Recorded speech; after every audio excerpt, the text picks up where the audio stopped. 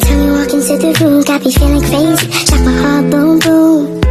Any other boy would stare, but me, I look away, cause you're making me scared. Trying not to breathe, 1, 2, 3. Oke, baik Kakak Heri, selamat sore. Selamat sore.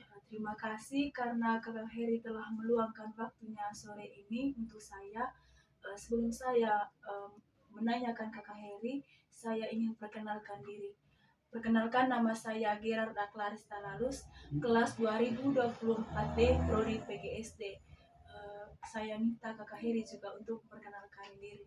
Oke, baik.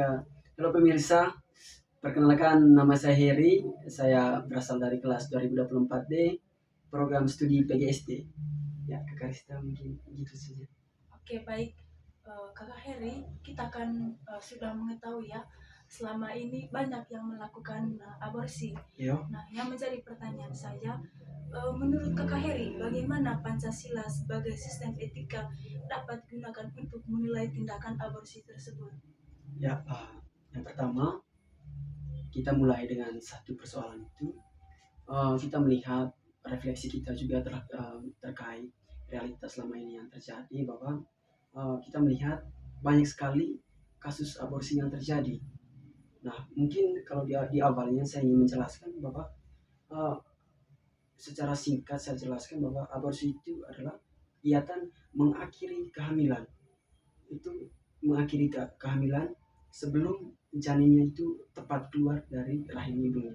Itu kalau misalnya saya buatkan definisi menurut saya itu.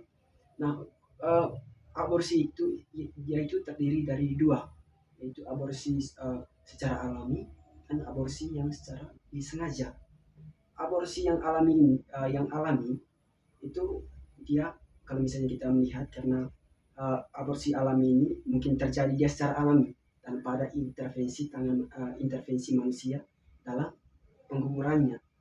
Terus yang kedua, aborsi yang secara disengaja ini, itu aborsi yang dilakukan adanya intervensi dari tangan manusia yang membuat mengakhiri kehidupan bayi itu sebelum waktunya dia lahir ke dunia. Nah, kalau misalnya kita melihat di dalam lanskap atau potret Pancasila, kalau misalnya kita analisis dari nilai-nilai Pancasila, ya tentunya itu sangat bertentangan kalau misalnya kita analisis dari perspektif etika Pancasila. Nah, misalnya saya kaitkan dengan beberapa sila itu. Yang pertama itu sila ke-1. Nah, di sila ke-1 itu bunyinya satu, ketuhanan yang maha esa. Nah, di dalam itu referensi itu bisa menjadi panduan juga bagi kita di dalam apa?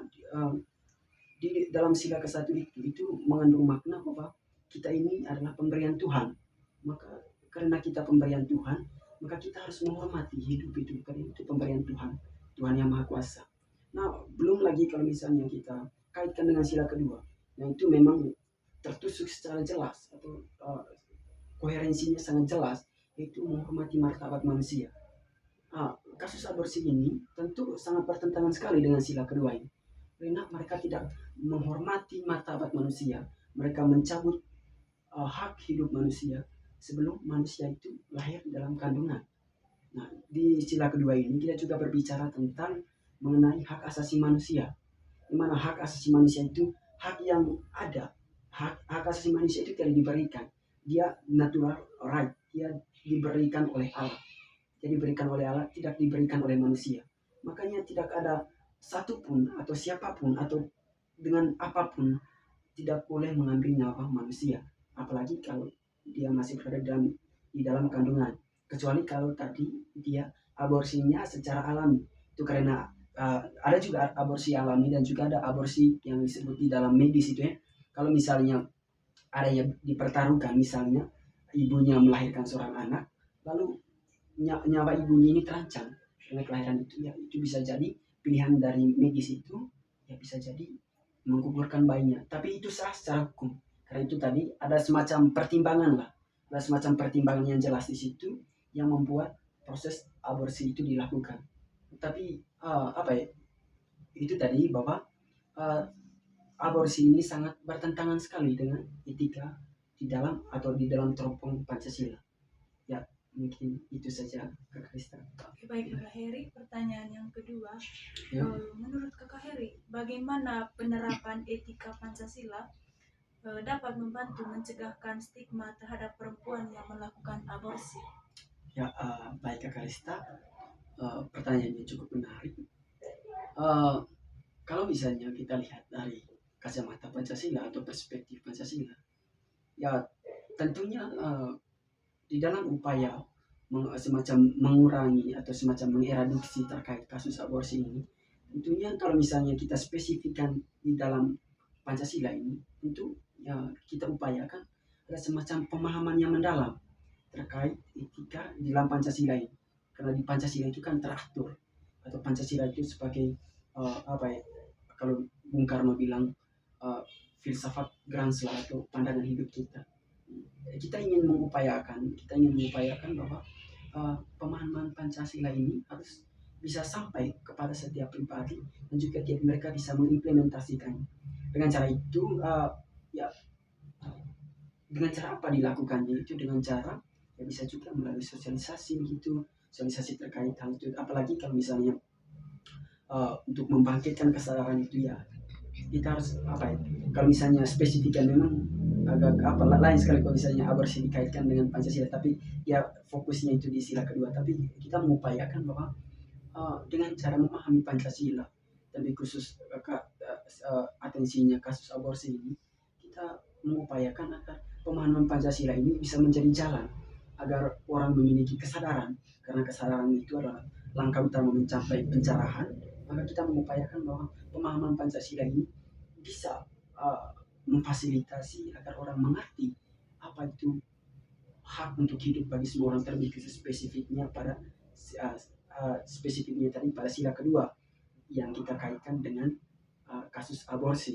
Itu tadi dengan cara apa dilakukan itu, seperti sosialisasi terkait hal itu, dan juga sebenarnya masih banyak semacam alternatif lainnya, tapi kita mengupayakan agar pemahaman itu dapat menjadi jalan bagi kita untuk menuntun atau menjadi peta bagi kita dalam upaya menghasilkan kehidupan sosial yang baik. Mungkin itu. Terima kasih Kak Heri.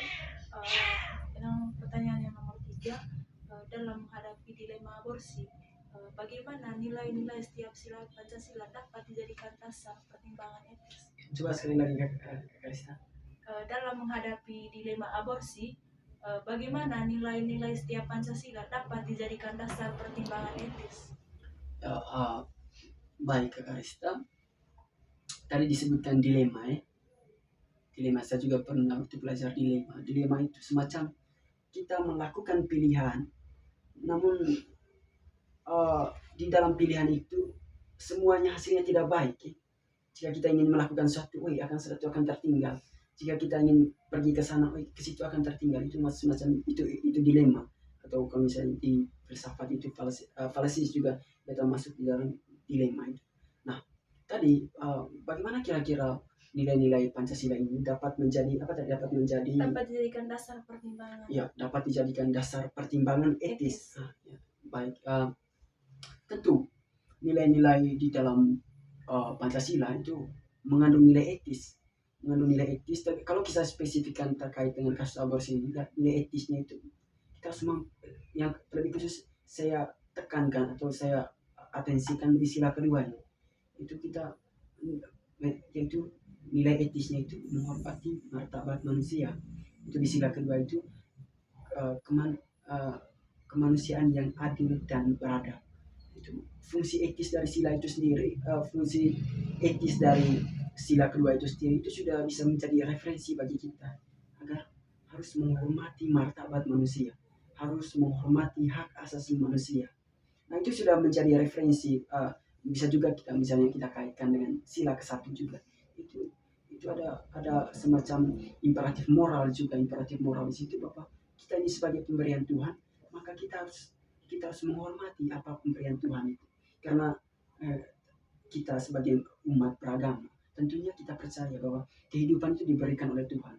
Nah, karena kehidupan itu diberikan oleh Tuhan, maka kita harus menghormati, maka kita harus semacam menghargai apa yang diberikan oleh Tuhan. Nah, itu imperatif moralnya ada di situ.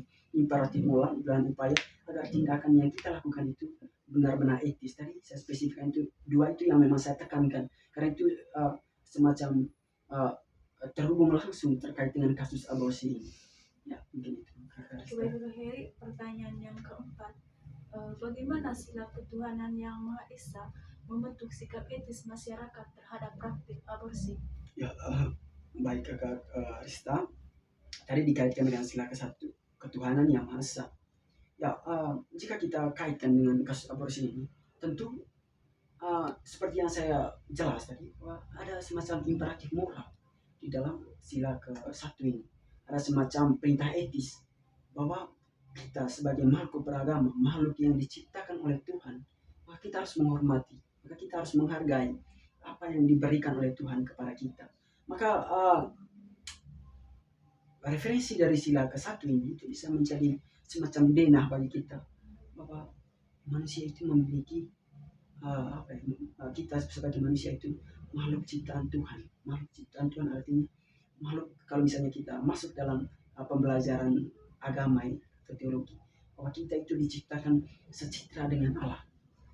Karena kita diciptakan secitra dengan Allah, maka semua orang wajib menghormati, wajib menghargai setiap orang, yaitu makhluk ciptaan Tuhan. Saya pikir nilai etis di sini itu sangat ada imperatif etisnya di situ. Perintah etis itu sangat besar dalam artian apa?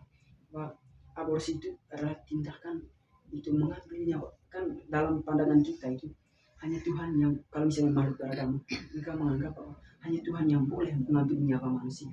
Itu saat kita sekarang. Tapi karena kasus aborsi itu tadi itu sudah tentu bertentangan sekali dengan sila ke-1. Karena ada intervensi tangan manusia di situ. Yang di dalam artian apa? Tentu itu tidak alami, ada intervensi, ada campur tangan manusia di situ. Dalam artian tentu ini bertentangan dengan sila ke-1.